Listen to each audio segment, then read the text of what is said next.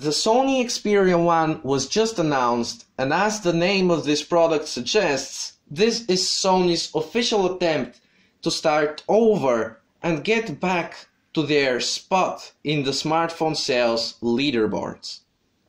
In this video, I'm going to share my first impressions regarding this phone.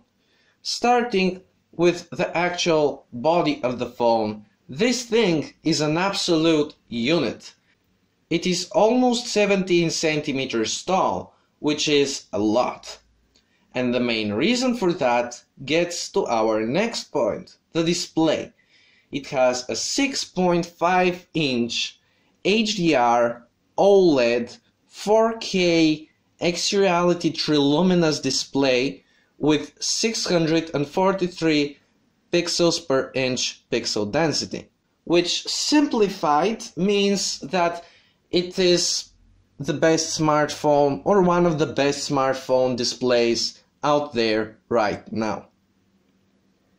What separates it from the rest of the OLED displays is that it has a 21:9 aspect ratio, making it now truly, undoubtedly, the best movie viewing experience of all smartphones you can possibly buy right now. On top of that, let's not forget that this display has no hole and no notch. You have an unobstructed viewing experience, and the cost for that are just some very thin bezels. It's sort of worth it, honestly. Going to our next main topic, it is the speed of the phone. And it is just as fast as you would expect from a 2019 flagship. It uses the Qualcomm Snapdragon 855 paired with 6 gigs of RAM and up to 128 gigs of internal memory. That's about the performance.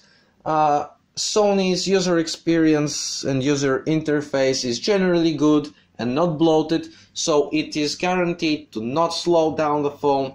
It is going to be at least as fast as, for example, the Galaxy S10. When it comes to the camera, Sony did what they needed to do for a very long time now. They finally took the hardware and software they have been using for their semi-professional cameras and put them in their smartphone. That means that the main and secondary camera of this phone now have 5-axis optical image stabilization, and the phone also can record 4K HDR video, and it also has the eye autofocus function, which is basically incredibly fast autofocus that detects human eyes and focuses on them. Other features that this camera has are extended manual controls and extended exposure. This is basically the non-fancy name of what you would find, for example, on the Pixel 3. It allows you to have your phone taking multiple shots and then stack them together to form an image that has absolutely no noise.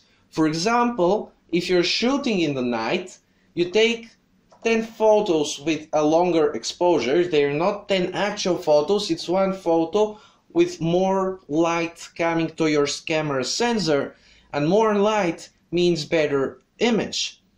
And that's how it works. It also has the 960 frames per second video recording Sony has had for a while now. And the 5-axis image stabilization is also activated when you're recording full HD video.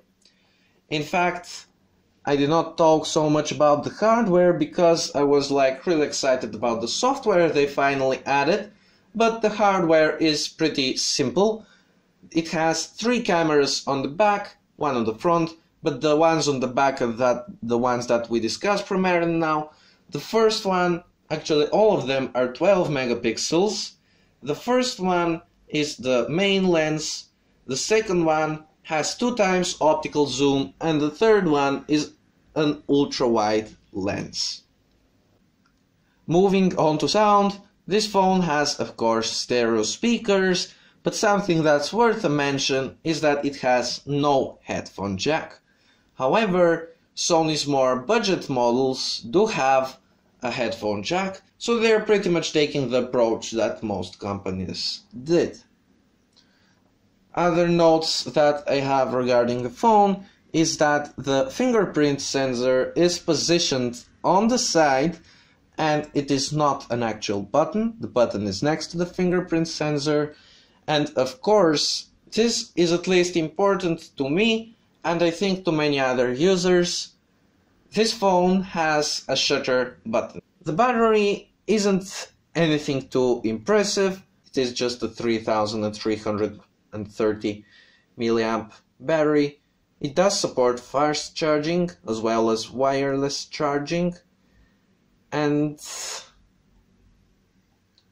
that's pretty much most that I had to say about my first impressions.